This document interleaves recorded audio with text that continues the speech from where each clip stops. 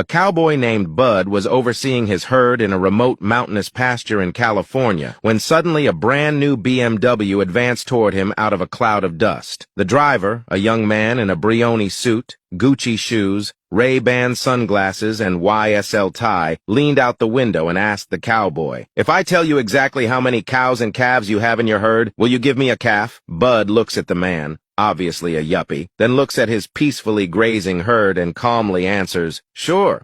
Why not?" The yuppie parks his car, whips out his Dell notebook computer, connects it to his Singular Razr V3 cell phone, and surfs to a NASA page on the internet, where he calls up a GPS satellite to get an exact fix on his location, which he then feeds to another NASA satellite that scans the area in an ultra-high-resolution photo. The young man then opens the digital photo in Adobe Photoshop and exports it to an image processing facility in Hamburg, Germany. Within seconds, he receives an email on his Palm Pilot that the image has been processed and the data stored. He then accesses an MSQL database through an ODBC-connected Excel spreadsheet with email on his BlackBerry and, after a few minutes, receives a response. Finally, he prints out a full-color 150-page report on his high-tech, miniaturized HP LaserJet printer, turns to the cowboy and says, "You have exactly 1,186 cows and calves." "That's right. Well,